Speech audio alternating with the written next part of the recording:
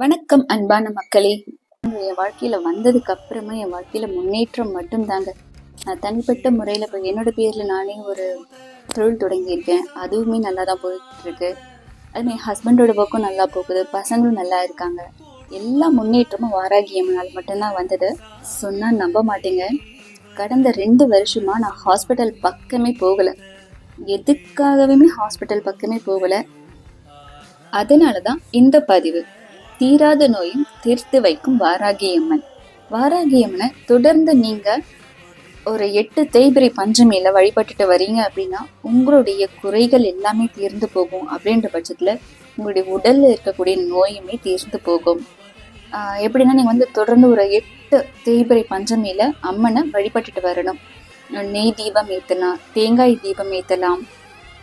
இல்லைன்னா நீங்கள் உங்களுக்கு என்ன கிடைக்குமோ ஒரு சின்ன அகல் தீபமாவது வச்சு அம்மனை வழிபட்டுட்டே வந்தீங்க அப்படின்னா நிச்சயமாக உங்களுக்கு அதுக்கான பலன் உண்டு.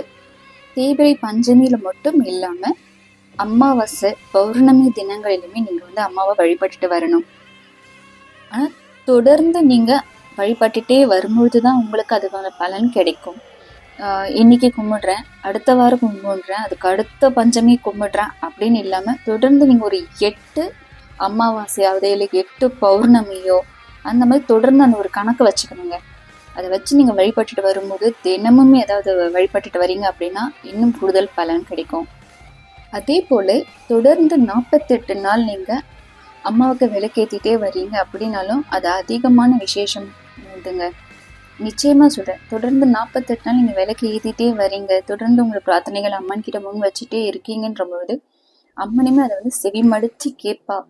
அவங்க பிரச்சனை என்ன ஏது அப்படின்றத முழுசா அவங்க கேட்டு நீங்க அம்மன் கிட்ட வேண்டிய, அம்மா நீயே எனக்கு ஒரு மருத்துவச்சியா இருந்து என் உடல்நிலையை சரி பண்ணு, என் மனசுல இப்படி ஒரு பிரச்சனை இருக்கு, இந்த பிரச்சனைகள்லாம் போக்கு அப்படின்னு சொல்லி நீங்க வேண்டும் பொழுது உங்க அம்மா கிட்ட நீங்க இன்னும் பேசுறதை விடவும் இன்னும் மேல ஒரு படி போயிட்டு அம்மா கிட்ட நீங்க பேசுனீங்க அப்படின்னா வாராகியம்மன் உங்க குறைகளை மொத்தம் தீர்த்து வைப்பாங்க. அதுல எல்லளவு கூட சந்தேகம் வேணாம். ஆனா நம்பணும். அம்மனை பொறுத்த வரைக்கும் நம்பணும். நம்பிட்டா போதுங்க, அவங்க மொத்தத்தையுமே உங்களுக்கு வாரி வழங்கக்கூடிய பெரும் வள்ளல் தான் சொல்லணும் வாராகியம். நீங்க வாராகியம்மனை மனசார நினைச்சு நம்பி வழிபட்டீங்க அப்படின்னா அவளை போல ஒரு கருணை கடல் நீங்க பார்க்கவே முடியாதுங்க. என்ன பிரச்சனையா வேணா இருக்கட்டும், உடல் சம்பந்தப்பட்ட பிரச்சனைகள் எதுவா வேணா இருக்கட்டும், நீங்க ஒரு பக்கம் டாக்டரை பாக்குறது பாருங்க, டாக்டரை கன்சல்ட் பண்ணுங்க, அவங்க கொடுக்குற மெடிசன்ஸ் எடுத்துக்காங்க. கூடவே வாராகி அம்மனையும் வழிபட்டுட்டே வந்தீங்க அப்படின்னா ஒரு 6 மாசத்துல தீர்ந்து போக வேண்டிய பிரச்சனைன்னு பார்த்தீங்கன்னா உங்களுக்கு ஒரு 3 மாசத்துலயே தீர்ந்து போகும். திரும்ப உங்களுக்கு அந்த வியாதி எட்டி கூட பார்க்காதுன்ற அளவுக்கு வாராகி அம்மன் சக்தி வாய்ந்தவதான். இது நான் அனுபவிச்சு சொல்றதுனால சொல்றேன். உண்மையிலே ரொம்ப ரொம்ப ரொம்ப சக்தி வாய்ந்த அம்மன் வாராகி அம்மன். அதே போல நீங்க வளர்பிறை பஞ்சமியில கூட விளக்கேற்றுறாங்க. எப்படின்னா நம்மளோட ஆரோக்கியம் மேம்படணும் அப்படின்னு சொல்லி விளக்கேற்றலாம். நாங்க நல்லபடியா இருக்கணும், என்னோட உடம்புக்கு எந்த நோய் நொடியும் அண்டாம இருக்கணும், இந்த மாதிரியான கோரிக்கைகளை முன் வச்சு விளக்கேற்றும் போது அதுவுமே சிறப்பு தான் வாராகி அம்மனுக்கு. உங்களுக்கு வேண்டியவர்களுக்காகவும் நீங்க வாராகி அம்மன் கிட்ட வேண்டலாம். என்னோட மகளுக்கோ என் மகனுக்கோ இப்படி இருக்கு, எனக்கு தெரிஞ்சவங்களுக்கு இப்படி இருக்கு, அவங்களோட உடல்நிலை ஆரோக்கியமாக இருக்கணும் அப்படின்னு நினைச்சும் நீங்க அம்மனை கிட்ட விளக்கு ஏற்றலாம். அதுவுமே அம்மன் கருணை கடலோட ஏத்துப்பா.